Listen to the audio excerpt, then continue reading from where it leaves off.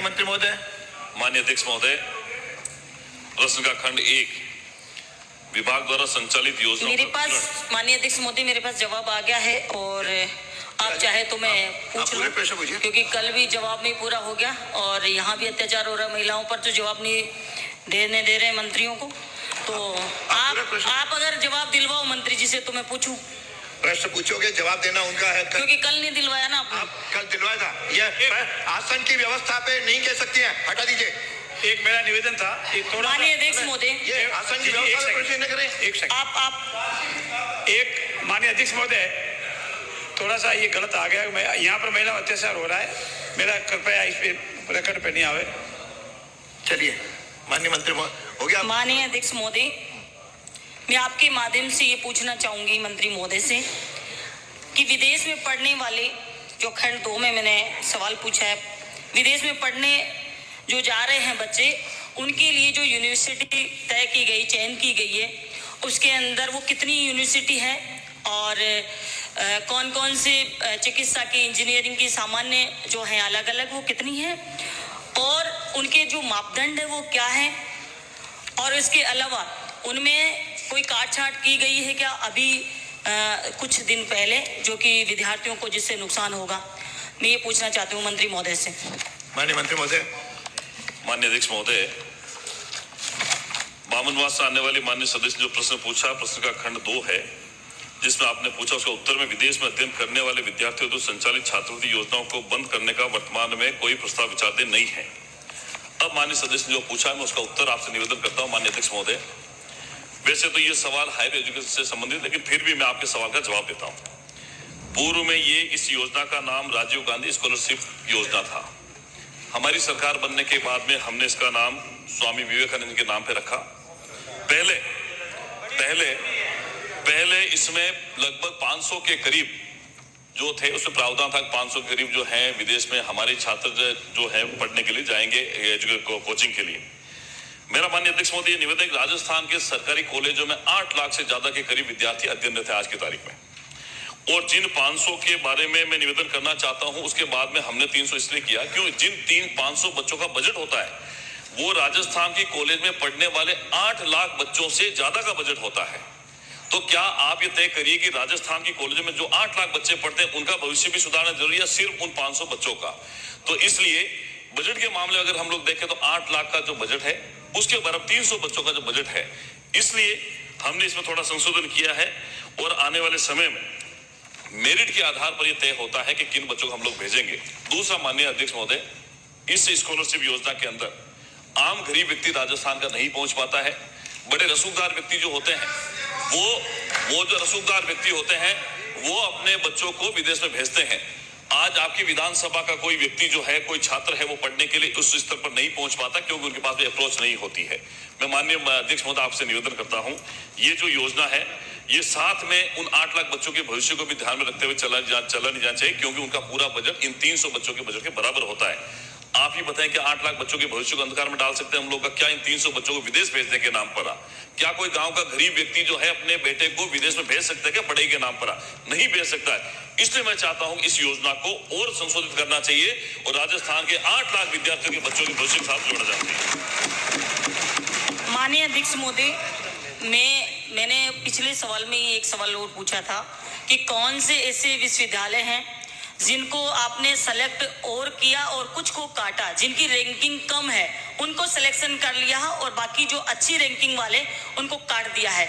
ऐसा प्रकरण अगर है तो आप सदन को बताएं। और दूसरा एक और पॉइंट है मेरा राजस्थान के बारे में कि राजस्थान में पिछले 5 सालों के अंदर छात्रवृत्तियां बहुत सारे बच्चों को नहीं मिल पाई, बहुत सारी पेंडेंसी चल रही है। तो केंद्र सरकार की तरफ से पैसा नहीं आया। क्या पिछले 5 साल जिस तरीके से चला, क्या अभी भी इसी प्रकार चलेगा या आप कंटिन्यू बनाएंगे उसको? माननीय अध्यक्ष महोदय, मैं आपके माध्यम से माननीय सदस्य का अवगत कराना चाहता हूं कि स्कॉलरशिप की योजना है, वो मैंने सारी आपको उत्तर में दे दी है। वैसे पूरा बंडल मेरे पास पड़ा, आपको उपलब्ध करवा दूंगा। विशेष रूप से आपने पूछा एसटी का। अब मैं आपको निवेदन करता हूं कि जो एससी, एसटी, ओबीसी की जो स्कॉलरशिप है, स्पेसिफिक एसटी का बताता हूं मैं। एसटी के अंदर इसमें केंद्र की प्रवर्तित योजना का राज्य जो अंश है वो 75% है और हमारी स्टेट गवर्नमेंट का 25% है। अब आप बताइए कि हमारी सरकार को बने हुए 6 महीने हुए। इससे पहले जब आपकी सरकार थी, आपने इससे पहले जो बच्चों की एसटी की स्कॉलरशिप बकाया थी उसमें ऐसा कोई प्रयास नहीं किया सेंट्रल से पैसे लाने का। अब हम ये बता रहे हैं कि वर्ष 2023-24 में संभावित आवेदन जो हमारे पास थे उसमें 401.39 करोड़ रुपए एवं इससे पहले के बकाये जो थे 257.42 करोड़ रुपए की कुल राशि समेत 658.81 करोड़ रुपए के प्रस्ताव जनजातीय कार्य मंत्रालय भारत सरकार को प्रेषित किए गए थे, जिसमें से हमने 220 करोड़ रुपए अभी तक प्राप्त कर लिए हैं, वो हमारे छात्रों के खाते में हमने दे दिए हैं।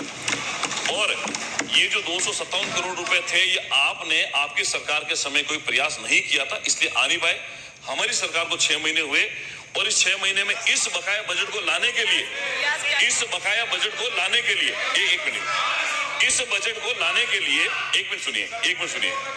हमारे राजस्थान के एसटी समुदाय के जितने भी छात्राएं जो स्कॉलरशिप का लाभ लेते हैं उनको ये बकाया राशि देने के लिए हमने राजस्थान सरकार के माध्यम से मैंने स्वयं ने पत्र लिखा, हमारे जो एससीएस है उन्होंने पत्र लिखा, माननीय मुख्यमंत्री ने पत्र लिखा।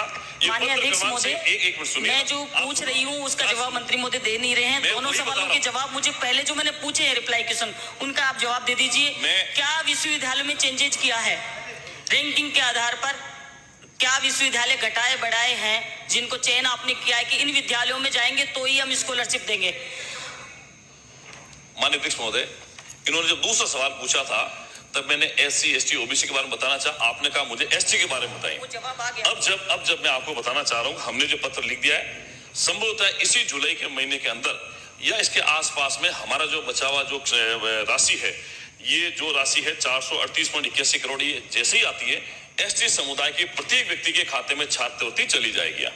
दूसरा, आपने जो इन विश्वविद्यालय कॉलेज के बारे में पूछा है, मैंने पहले ही माननीय सदस्य आपको निवेदन किया था, ये हायर एजुकेशन का विषय है। हमारी जो विदेश में पढ़ने वाली जो योजना है स्वामी विवेकानंद के नाम से हमने जो करी है, ये उस शिक्षा से संबंध में जुड़ा हुआ है।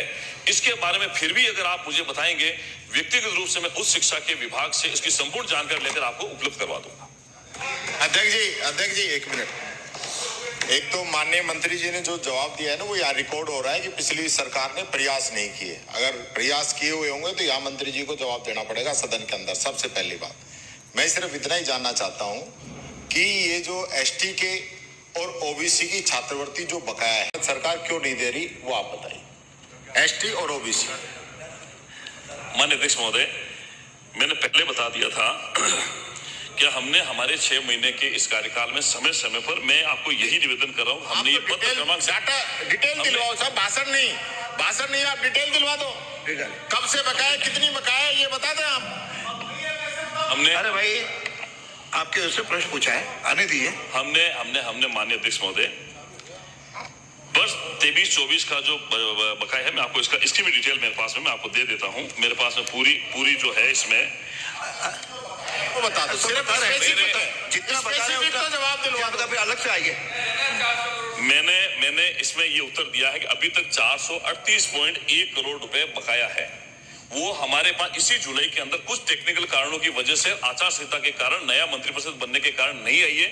इसके लिए हमने पहले से ही माननीय मुख्यमंत्री जी ने, मैंने और हमारे विभाग ने पत्राचार करके और व्यक्तिगत हमारी टीम को हमने भेजा है सेंट्रल में, लेकिन कुछ तकनीकी कारणों की वजह से वो नहीं हुआ। लेकिन मैंने अभी बताया इसी जुलाई माह के अंदर संभवतः अभी हमारी लेटेस्ट बात हुई है, हम लगातार प्रयास करेंगे वो जल्दी हमारे एसटी के जो छात्र हैं भाई है उनके खाते में आ जाए ताकि उनको हम दे सकें।